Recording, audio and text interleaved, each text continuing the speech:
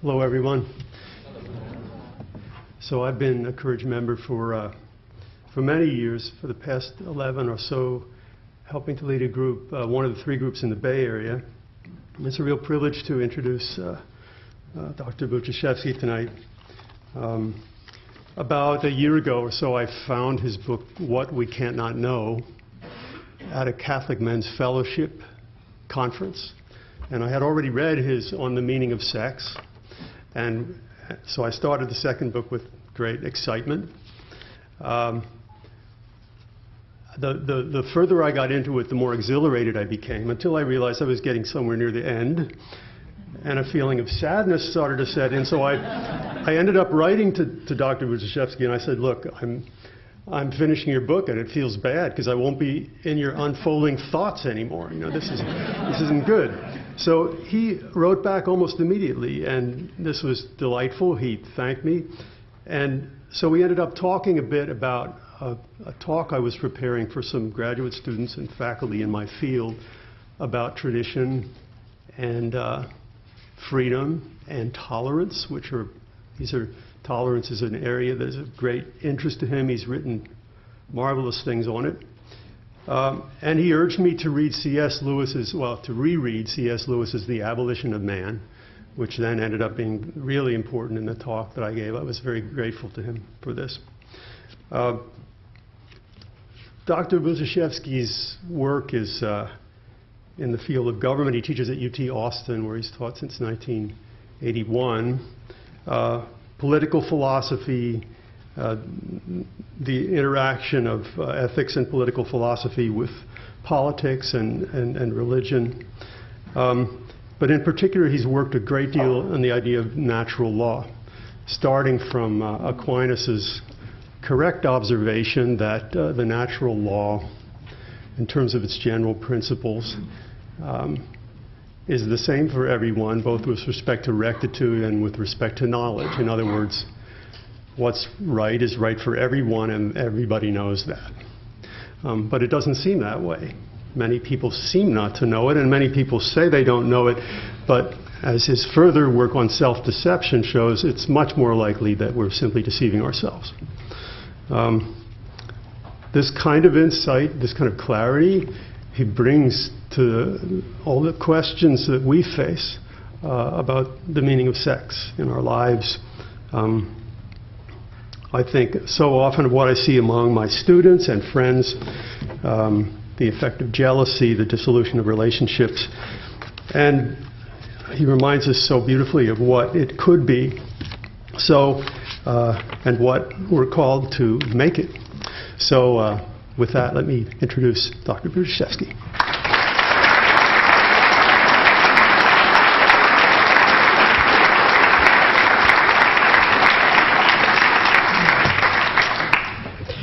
Good evening. You know, speakers often tell their audiences, they usually tell their audiences how glad they are to be there. And in my case, that's actually true. And I want you to understand that in telling you so, I'm not merely engaging in a ritual of false politeness. For some years, I've earnestly wanted to thank you. And today I have the chance. The reason why I've so long, so earnestly desired this opportunity is that you stand in a way that no others do for the noble, despised virtue of chastity. And I am so grateful to you. No doubt, like everyone who nourishes the flame of hope in a culture that has lost its hope, you have both victories and defeats. Yet, you hope. The evidence is that you're here. And so, whether you know it, whether you're always conscious of it or not, you encourage everyone who does hope. More, much more than you know. Thank you. These days we're all expected to hurl ourselves into every sort of temptation like moths hurling themselves into the flames. You've made a different choice. I would guess that you suffer some cost for refusing to suffer that cost. For as you and I both know, the popular culture would like to cast you in a different role, wouldn't it? It wants to make you icons of its own hopelessness and hedonism. But you reject that role. Thank you. You're not forgotten. You cannot be forgotten. God knows each of you by name. I don't know each of you by name. I'm just another person with his own temptations. Some days it is all I can do to remember my own name. But I know that I speak for millions of other fallen humans when I say, thank you for bearing that witness. Thank you for holding up that light. I hope to be a person of courage, too. That sounded like the end of a talk, not the beginning, didn't it?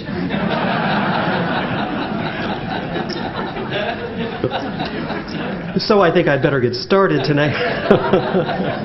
Tonight I'd like to speak with you about why there is sex. Why is there sex? I'm not going to talk chiefly about same-sex attractions. That, there will be a few mentions of this, but I'm going to try to present the big picture, the vision which has to be seen if same-sex attraction is to be understood. But I'd like to begin by reading to you from a letter that a young woman sent me some years ago. She was responding to some things that I had written, mostly for young people, on the subject of sexuality in general, same-sex attraction in particular, because some of what I wrote was online responses to things that readers had emailed to me, challenges, questions. It was a long letter, but I'm condensing a little. These are her words. I am not a Christian, but I'm writing to tell you that you're right, and I was wrong. I am 20 years old, and since age 13, I have been lesbian identified. What this means is that while I was never actually involved with a woman, I was fluent in the language of gay culture. I had gay friends. I attended gay pride parades in San Francisco, and I had a hidden but extensive library containing everything from the classic gay novels to lesbian pornography. In the summer of 1999, two very important things happened. The first was that I lost my virginity to a man with the support and encouragement of my mother, who thought that it would cure me. I kept my hands over my face the entire time, and I didn't feel particularly healthy afterward. The second was that I became seriously ill. It turns out that these two events were not connected, though at first I feared they might be. Afterward, she says, I was bedridden for a year, and during that time I discovered your writing. An emotional battle began that has lasted almost 2 years, and I'm finally throwing in the towel. Why? Let me share with you 3 random events from my life. She said, 1. I received a phone call from my friend. She called to tell me that her girlfriend has decided to have her breasts surgically removed. 2. I visited the website of a lesbian magazine and found an article on how to use needles as an aid to sexual pleasure. The author recommends having benzalkonium chloride towelettes on hand to wipe up the blood. 3. A straight female friend emailed me from college. I was very impressed with the fact that the disorders that she was speaking of were clearly affecting her heterosexual friends too. The friend was asking for advice, returning to quotation. Here is an excerpt. I have suddenly become sexually brazen. It scares me a little. I think that it's about time that I stop giving myself guilt trips about it. But the people I meet end up leaving. I can't help but feel that some or a lot of this is a little empty. My correspondent concluded, when women want to cut off their female organs, when hurting each other with needles is considered a turn on, when promiscuous girls feel guilty about feeling guilty, something has gone terribly, terribly awry. I've been a faithful reader of yours. I've been hopping mad at you more times than I can count. The funny thing is I keep coming back, keep telling you the truth, and I'll keep listening. Yeah, that letter broke my heart. Now, I know that some of the things that she describes are rather extreme, but they tell us something about the sexual culture of our day. Brothers and sisters, that isn't what my generation expected when it invented the sexual revolution. The game isn't fun anymore. Even some of the die-hard proponents of that enslaving liberation have begun to show signs of fatigue and confusion. Naomi Wolf, for instance, in her book Promiscuities, reports that when she lost her own virginity at age 15, there was, quote, something important missing. What is that something important that was missing? Well, she doesn't say, but reading between the lines, it's not difficult to figure out. The thing that was missing was apparently the very sense that anything could be important.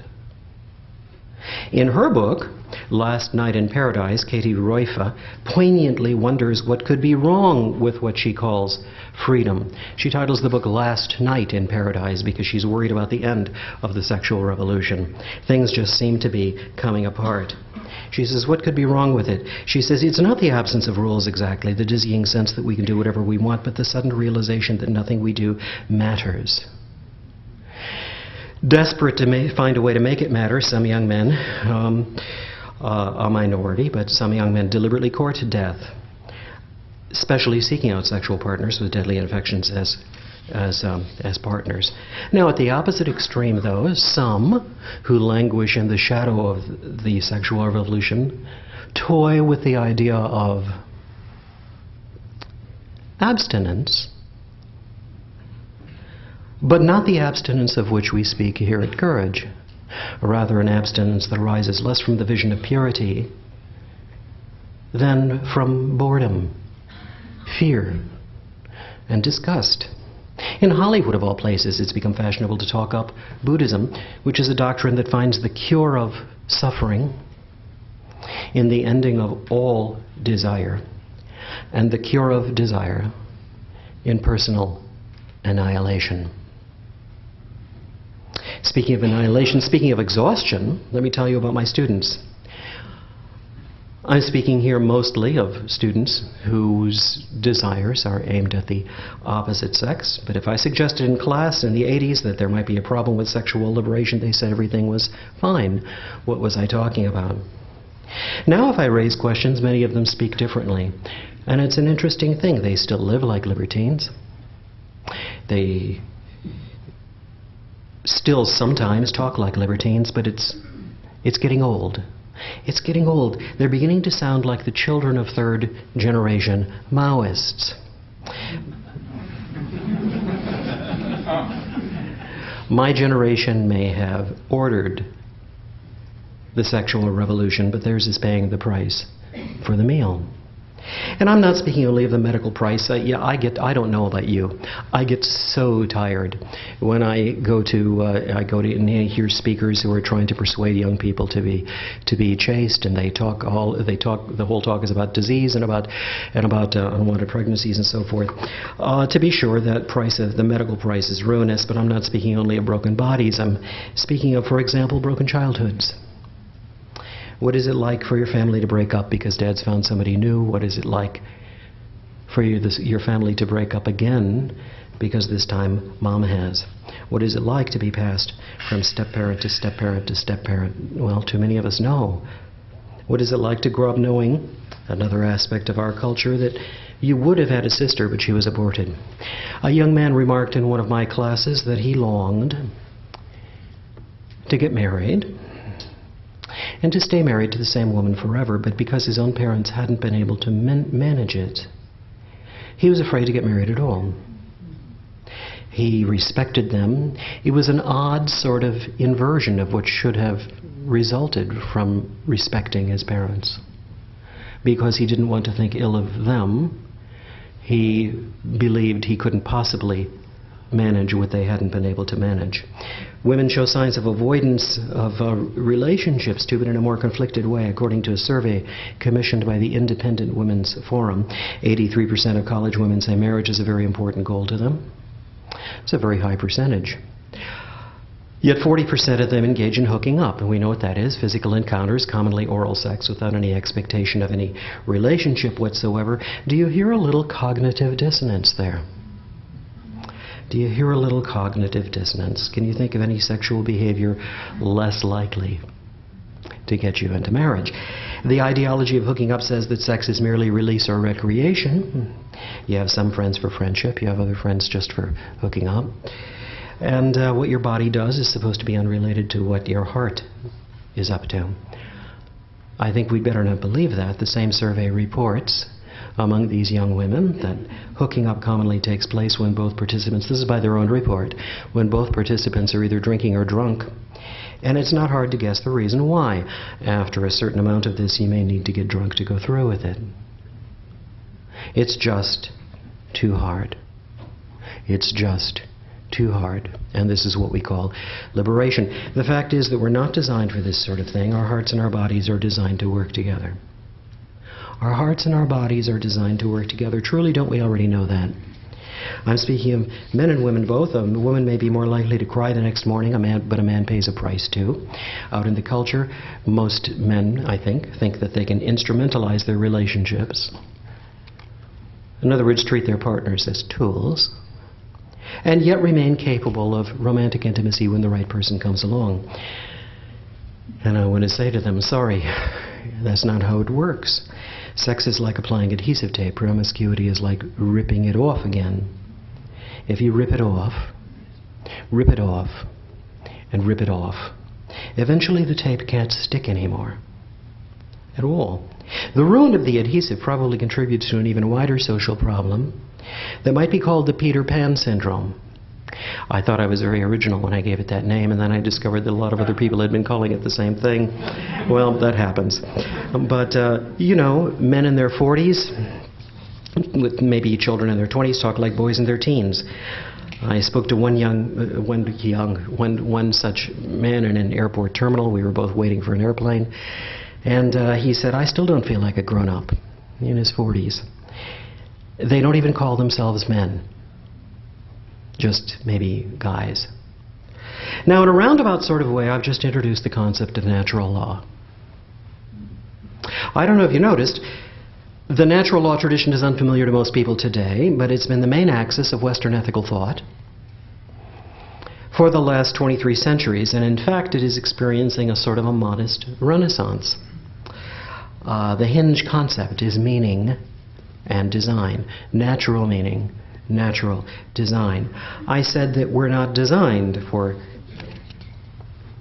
heart-free relationships, we're not designed for hooking up, that we're designed for our bodies and hearts to work together, which implies that there is some spiritual significance to the very matter of the body, doesn't it?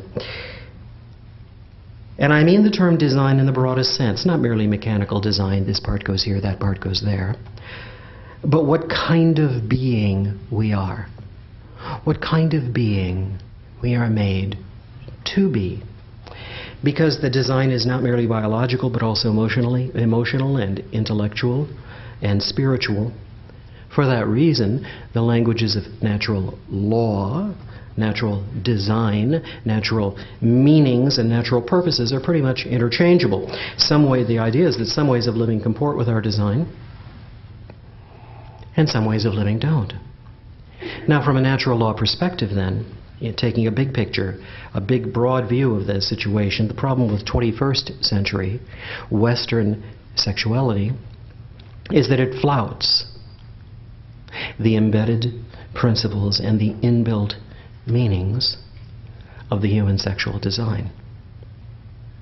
A doctor might, if he were speaking to you, might highlight the medical consequences of flouting the design. A natural law philosopher like me will probably highlight the emotional, intellectual, and spiritual consequences of flouting the design. But these two sides of human sexuality are interwoven, and they have to be viewed as they are.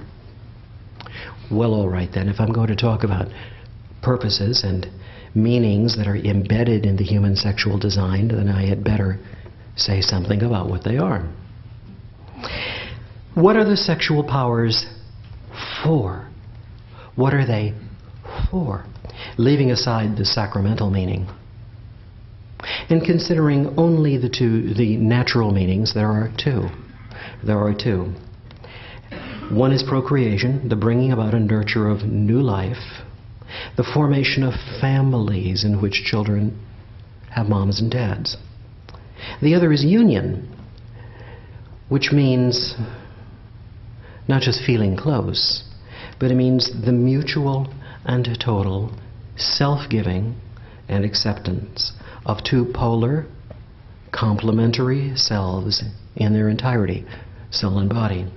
These two meanings, the procreative and the unitive, are so tightly stitched together by nature, by how we are made, that we can start with either one of them and follow the threads to the other. Now, before I go on to explain these two purposes, you might ask, but why just these two purposes? If I ask my students, well, what is the purpose of the sexual powers? They'll say, why, pleasure. Of course, the purpose is pleasure. There is no other purpose. Certainly sex is pleasurable, but there's nothing distinctive about that. In various ways and in various degrees, the exercise of every voluntary power that we have is pleasurable. It's pleasurable to eat food. I enjoy it a little more than I should. It's pleasurable to breathe. It's pleasurable to flex the muscles of the leg. The problem is that eating is pleasurable even if I am eating too much. Breathing is pleasurable even if I'm sniffing glue. Flexing the muscles of my leg is pleasurable even if I'm kicking the dog. And what this shows is that to know when it is good to enjoy each pleasure, we have to look beyond the fact that it is a pleasure. In other words, the pleasure is not the purpose. It's a result. Suppose we were to say that since eating is pleasurable, the purpose of eating must be pleasure. Well, certain ancient Romans are said to have thought this way.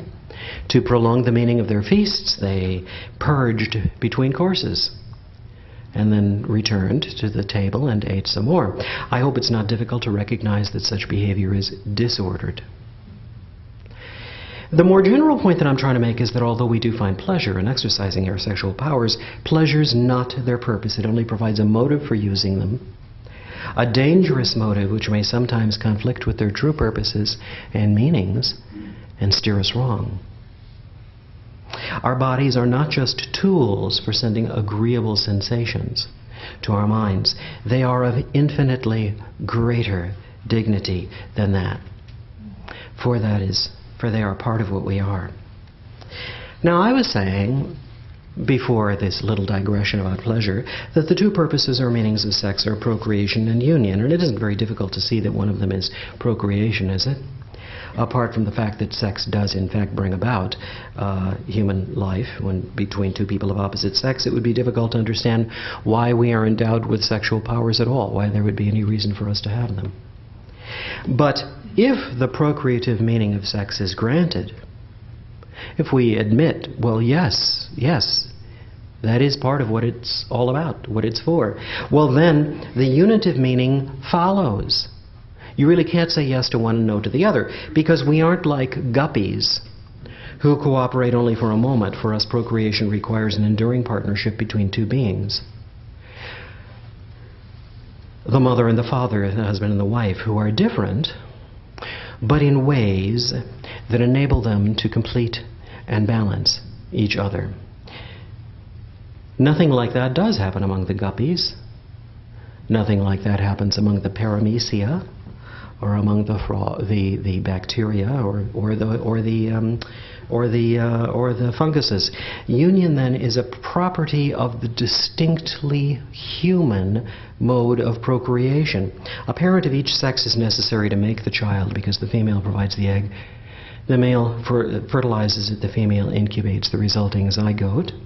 A parent of each sex is necessary to raise the child because the male is better suited to protection, the female to nurture. I realize that the blood of a sacred cow is now on the carpet, but I'm hoping that if I slip and fall, you'll help me get up. A parent of each sex is necessary to teach the child because he needs a model of his own sex, he needs a model of the other sex, and he needs a model of the relationship between them. Mom and dad are jointly irreplaceable. They're jointly irreplaceable. In fact, their partnership in procreation continues even after the kids are grown.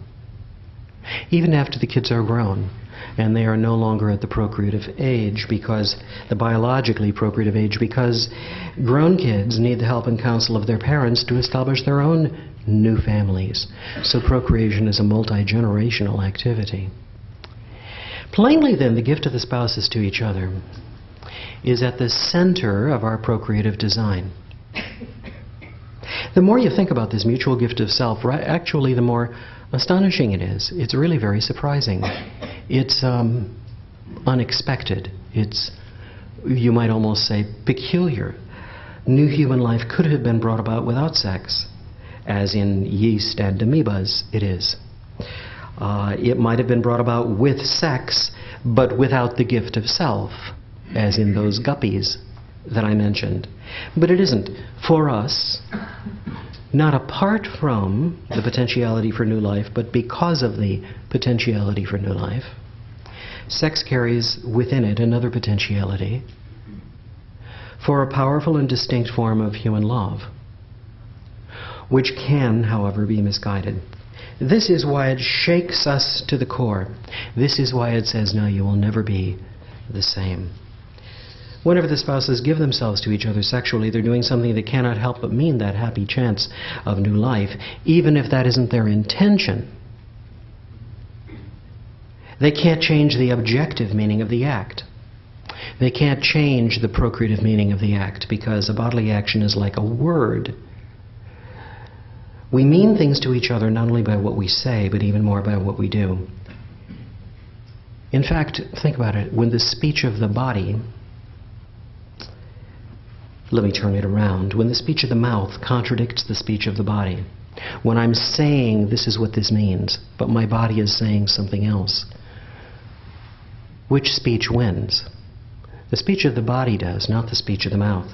If I crush your windpipe with my thumbs, I'm saying to you by my action, now die.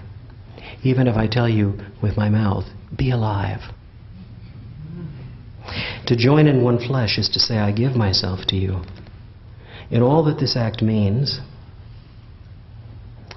even the possibility of new life, even if my mouth shapes the words, this means nothing. Do you see where this leads? For two persons to give themselves to each other totally is to give themselves in what they totally are. What they are totally, what they are wholly, includes their bodies. And into these bodies is written the potentiality to bring a third person into being. It's part of what they give and receive.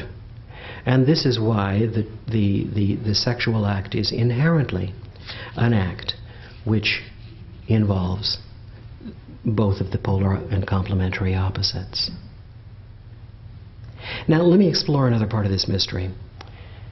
What makes this gift, this mutual gift of two selves to each other, possible? What makes it possible in the first place? Well, it wouldn't be possible unless they had something to give. It wouldn't be possible unless they had something to give, but what do I mean by that? I mean that there is something missing in the man, which is more fully present in women. And there is something missing in the woman which is more fully present in the man. By themselves, each one is incomplete. To be a whole, they have to be united. Paradoxically, this incompleteness is a blessing. Because first, it makes it possible for them to give themselves to each other, and second, because it gives them a motive for giving themselves to each other. The gift of self makes each self to the other self what no other self can be. The fact that they forsake all others is not just a sentimental feature of Western traditional marriage vows, but it arises from the nature of the gift. You can't partly give yourself because yourself isn't divisible. The only way to give yourself is to give yourself entirely. Because the gift is total, and because it joins the very flesh that makes us different people, it excludes all others. If it doesn't exclude all others, then the gift hasn't taken place. John Paul II spoke of how powerful this is.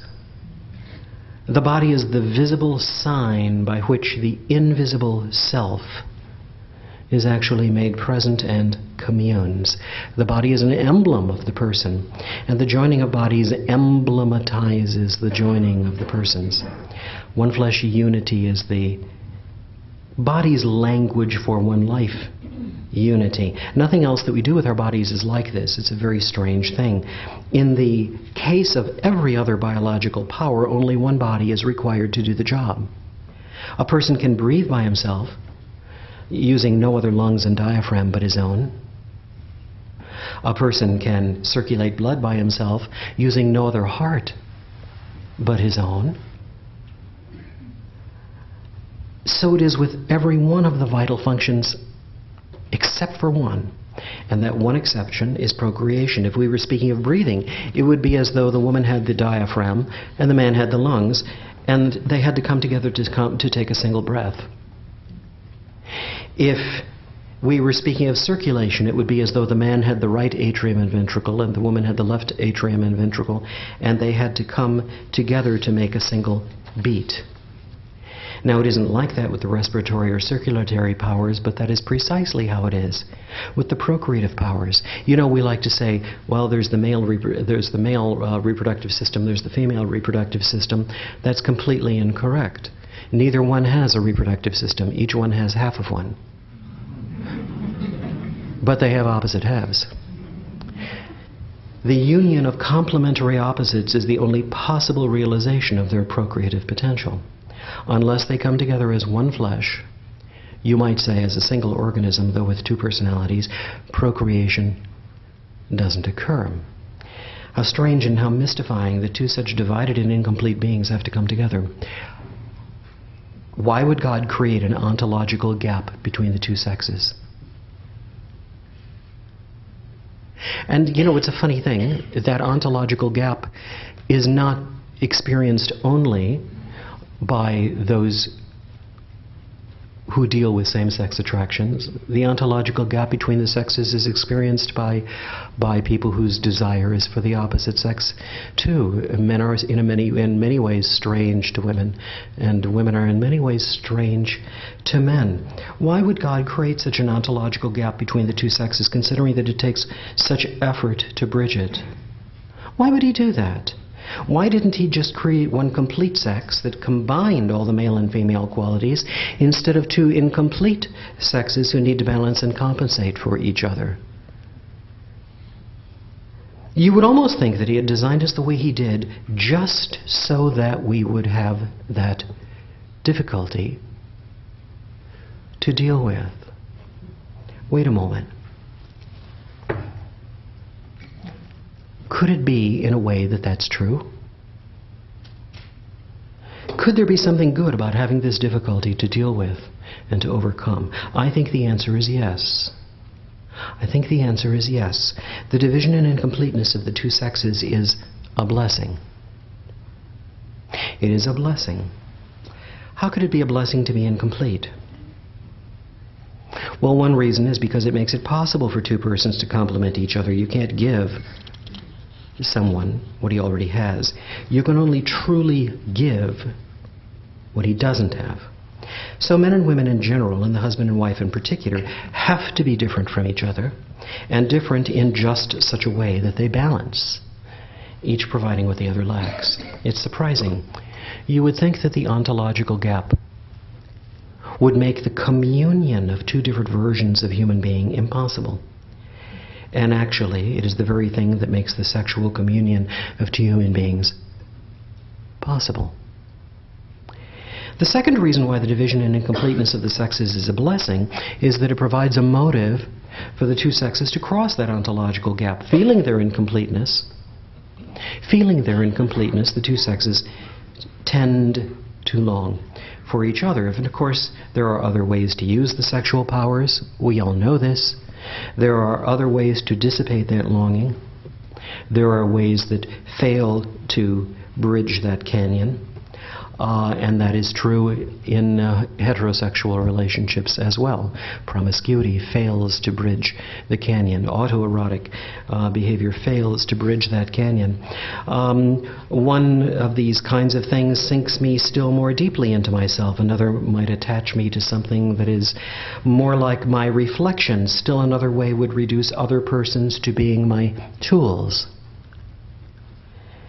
None of these ways would help me to climb out of the deep brick-lined well of myself, and in fact each of these ways makes the steep walls of that well even steeper. By contrast, the union of two opposite sexes draws a person to forget himself and care and sacrifice for someone who is truly and strangely other. You might say that in this experience, people come to themselves by losing themselves. And although it isn't my topic tonight, I might add that Revelation says even more about this mystery. It describes the crossing of that ontological gap as a foretaste of the crossing of the even wider ontological gap between man and God. It's not for nothing that the faith describes heaven as a wedding feast. Now we come to a difficulty. And I have no doubt that many of you have been thinking about this difficulty. What about persons, like some of us in this room, who are called to a chaste single life? Or what if, like some of us, you are a priest or a member of a religious order who has taken a vow of perpetual virginity? More to the point of this annual gathering of courage apostolate, what if you just don't have feelings of attraction to the opposite sex? And you think it unlikely that you ever will?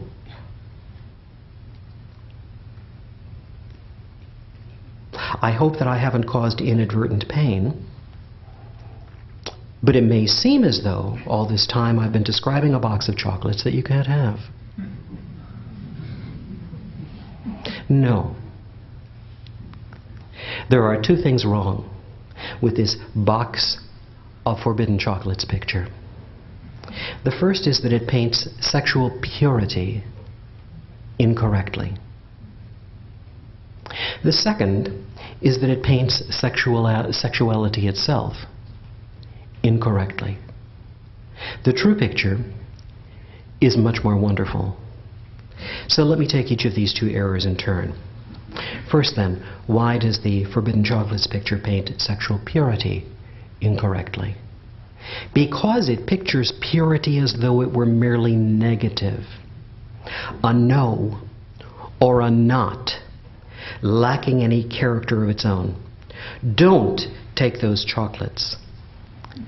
Now, it's true that continent singles, chaste singles, say no to something, obviously. It is true that there is something that they don't do. They abstain from sexual intercourse. But singles who have really grasped the virtue of purity aren't just not doing something. They are doing something. By living as they do, they are pursuing goods of beauty and integrity that impurity undermines and sullies. Here's a comparison that may help, I hope so. Chaste married couples say no to something too, don't they? There is something which they too don't do. They abstain from unfaithfulness. Yet would any sane person say, well, there are some voices today that say this, but it seems insane. Would any sane person say that faithfulness is a limitation to marriage? That it impairs marriage? Of course not. That would be like saying that avoiding false notes limits melody. Avoiding false notes doesn't limit melody. It is the very thing that makes melody possible. Faithfulness doesn't limit marriage. It is the very thing that makes marriage possible. Now there's the point that I want to make. Continence in the single life is like this too. Chastity does not limit singleness. It is the very thing that makes the dignity of the single calling possible. The single estate is another mode of life different from marriage, true, but capable of its own kind of integrity. An integrity to which continence belongs in exactly the same way that faithfulness belongs to the integrity of marriage. By practicing continence, single persons can see the things that God has created in their true loveliness instead of through an obscuring haze of desire. By practicing continence, they can keep from being jerked around by their passions. By practicing continence, they can have the inner freedom to live as St. Paul urged when he wrote, whatever is true, whatever is honorable, whatever is just, whatever is pure, whatever is lovely, whatever is gracious, if there is any excellence, if there is anything worthy of praise, think about these things. Now, what I've just been saying was to explain why the Forbidden Chocolates picture paints sexual purity incorrectly. It's not a negative, it's a positive. Remember, though, I also said that it presents sexuality itself incorrectly. This truth is even more beautiful than the last one, and here again the culture lies to us. The culture lies to us. It tells us that if we are chaste, if we are continent, if we are sexually pure, then we are being false to our sexuality, we are repressing ourselves, we are turning ourselves into neuters. This is not even remotely true. Our sexuality is a permanent part of our human nature. Consider, so many of our highest models of manhood and womanhood, though, are celibate. Was Blessed John Paul II less a man because he did not have sexual intercourse? Was Blessed Teresa of Calcutta less a woman? Did either of them give the impression of feeling deprived by not having a box of chocolates? Continence did not neuter them. It intensified them. How could that be? Here's the answer. Having sexual intercourse is what human beings do to procreate, but having sexual intercourse is not the meaning of being sexual. The meaning of being masculine and feminine. Consider first a woman. A woman is someone who is in potentiality for, I try to avoid multi-syllable words whenever I'm giving a talk, but I trust that I'm speaking to intelligent people, and you know that I can't avoid it in this case. A woman is someone who is in potentiality for motherhood. As Alice von Hildebrand puts it, even though not every woman is called to marry and to bear physical children, she says, I'm quoting, every woman, whether married or unmarried, is called upon to be a biological, psychological, or spiritual mother. A woman knows intuitively, von Hildebrand insists, the profound importance of caring for others, of suffering with and for them, for maternity involves suffering.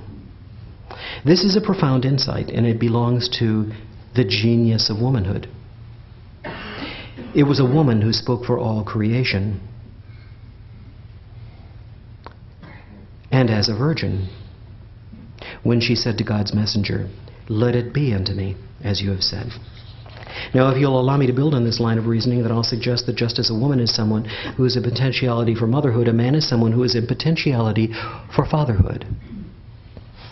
Just as motherhood is broader than biological motherhood, so fatherhood is broader than biological fatherhood. Just as not all women are called to marry and bear children, so not all men are called to marry and sire physical children. Yet just as not all women are called to just as all women are called to motherhood in a larger sense, so all men are called to fatherhood in a larger sense, every one of you in this room. For men, growing up is like joining a brotherhood of fathers. This is one of the reasons why the brotherhood and the mutual help in this organization is so important. Our grasp on this fact is attenuated by the fact that the culture has lost its rights and customs of apprenticeship and coming of age and this sort of thing, and by the fact that so many of us today have grown up without fathers or with impaired relationships to our fathers. And yet men naturally desire to be something like, well, like knights, really, who not only do hard things, but in firm and fatherly fashion, train others so that they can learn to do hard things too. A man will more readily aspire to manhood if he can taste the flavor of valor. If all goes well, then this is true not only of how he carries himself toward other men valorously, but of how he carries himself toward women, because a knight is also a guardian. I spoke earlier of the genius of womanhood. This is of motherhood. This is the genius of manhood, of fatherhood, in the broad sense. Now, just as biological mothers and fathers, when all goes well, specialize in and exemplify different aspects of wisdom to their children, different aspects of it.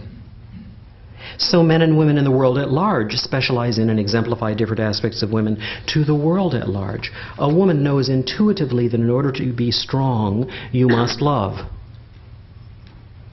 A man knows intuitively that in order to love, you must be strong. She knows that even boldness needs humility. He knows that even humility needs to be bold. He is a living emblem of that justice which is tempered by mercy. She is an animate symbol of that mercy which is tempered by justice. To her, sexual purity presents itself as a treasure to be protected. To him, it is less likely to strike him that way, but it presents itself as a quest to be undertaken. For as you see, it's one of those hard things that we were talking about. So we may say that men and women share a royal calling. Women are called to be the queens of creation under God. Men are called to be the kings. All of this concerns sexuality. Of course, all of this concerns sexuality, just in the sense that a queen is different than a king, and a king is different than a queen. All of this concerns sexuality, but none of it requires having sex. Why then is there sex? Why then have we human beings been divided into two different kinds? The answer is a paradox. We were divided into two so that we could learn to make a more perfect whole than if there were only one. We were divided into two in order that we could learn to make a more perfect whole than if we were only one. This is not just a truth for married persons. It is a truth for all persons, for the married and faithful in one way, for the single and chaste in another. Each sex must learn to give encouragement to the other, to express solidarity with the other. How many colors, how many more colors there are in the world because there are two sexes and not just one. How much more dull this meeting would be if there were only men here or only women here. How much more music there is because there are two kinds of us. How much more tang. I expect men and women to remain baffling to each other. Yet even their mutual perplexity can be a fountain of mirth, making the shimmering hues of strangeness sparkle all the more. No matter to which state of life we're called, if we can delight in this fact, if we can make merry in it, if we can enjoy being, at times, even mutually ridiculous, then all of us together can turn more joyfully to God. People today do so much to kill joy, don't they? That you would think that they don't want it. Don't believe it. They do want joy. All humans do. That is why, in the long run, the sexual revolution has no future. We are put together in such a way that although we can be pushed and pulled and drowsied by the flickering images of joyless desire, we cannot be satisfied by them. We know too much, even in oblivion. Fallow knowledge troubles our sleep. We lie under the prickling enchantment of the law written on our hearts, which is stronger than the counterspell and can never be quite scratched out. The way and the life lie with the truth. So, brothers and sisters, let's walk in it together. Thank you.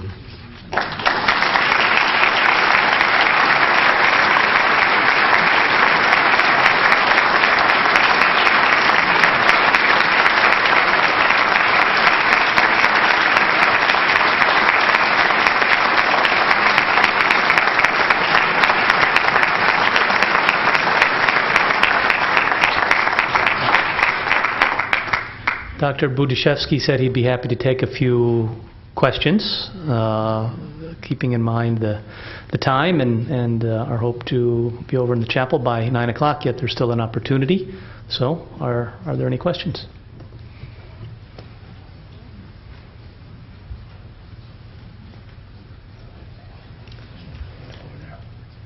How do your, my name's Brad, how do your students at UT perceive this? The question, because we don't have a microphone over for people asking questions. The question is, how do my students at the University of Texas receive this? Well, they receive it in a variety of different ways. You know, I try to avoid bringing these things up in class. But they inevitably come up anyway. I've also learned that there are certain questions that I have to avoid because they're bait. You know, people will say, well, now, what would natural law say about this? What would Thomas Aquinas say about this? And if you answer the question, then they put in their student evaluations, Professor talks about X. Okay? However, the question does inevitably come up, and I get a variety of reactions. A few people go to sleep, but not very many, because I think sex is an intrinsically interesting topic. And so some get angry, all right, and some maybe silent during class, but will come up afterward and say, I've been asking this question for years. Does this have a meaning? What is this about? And tell me more. There's a hunger out there. You know, the meaninglessness of what our society has made of sex makes people, they feel like they're dying of thirst in a desert.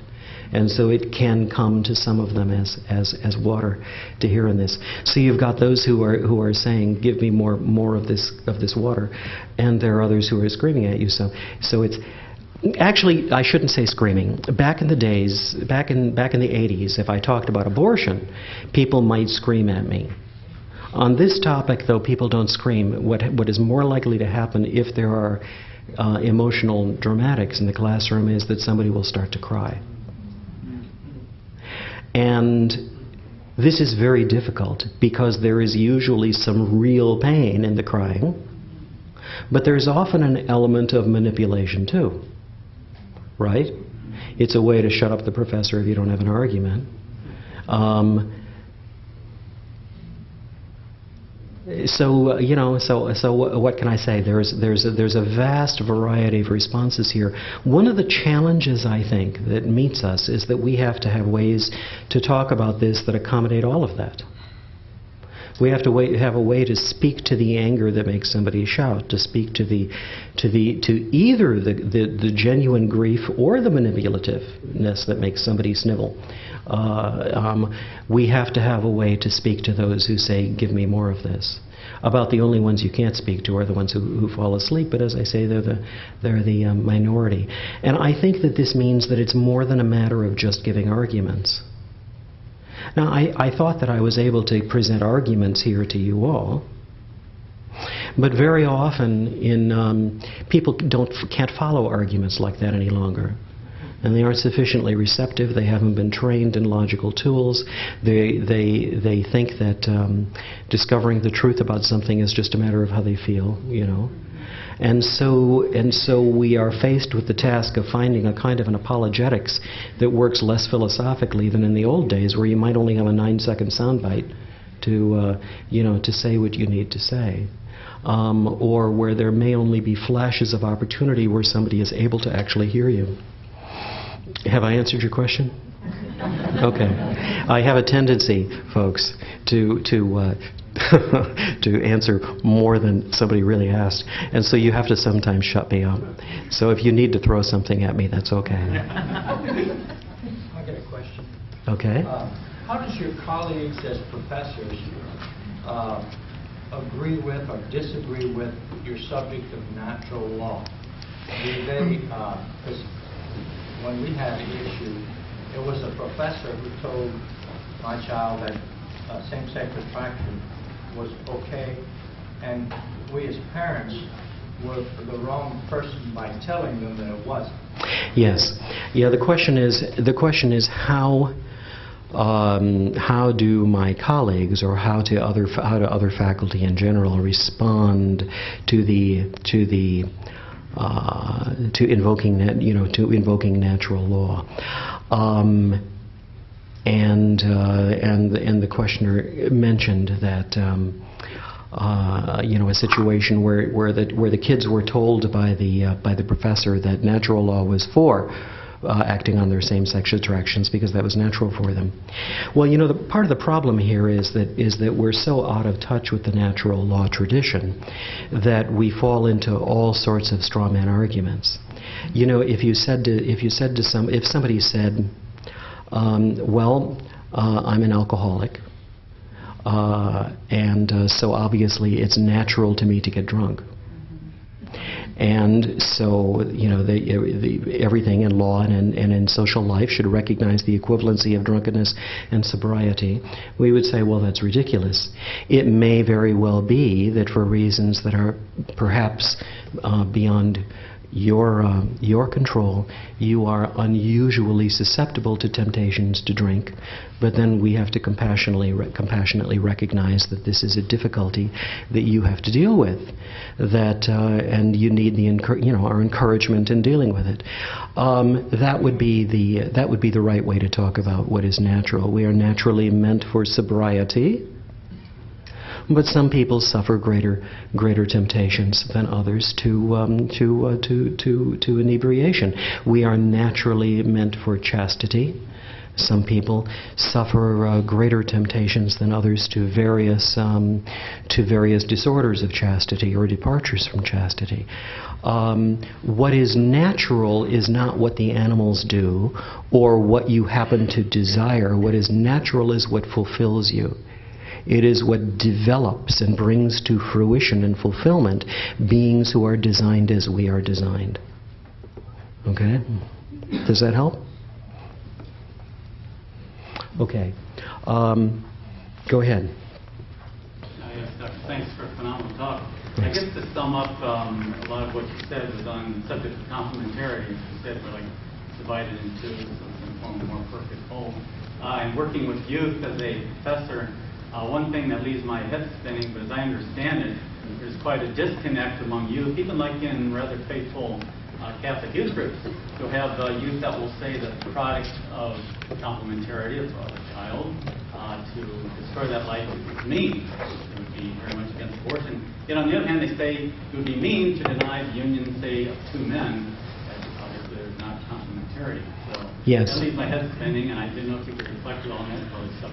Yes, people will sometimes, even people who are who sometimes think of themselves as Orthodox Catholics, faithful Catholics, will say abortion is. They'll respond in terms of meanness. Abortion is mean, and so I'm against that. But to be against same-sex unions is mean, and so I'm against being against that.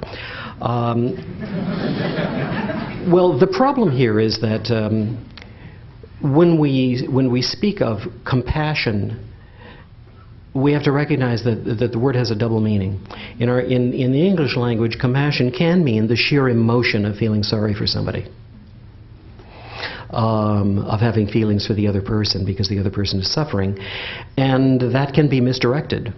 The feeling can be misdirected. You can say, oh, well, look at the poor little boy. I know he's already had 7 pieces of chocolate cake, but he wants an 8th one so badly. Give it to him. Give it to him. There are many. It's easy to see that there is such a thing as false compassion. The second meaning that the word compassion bears in our culture is a virtue.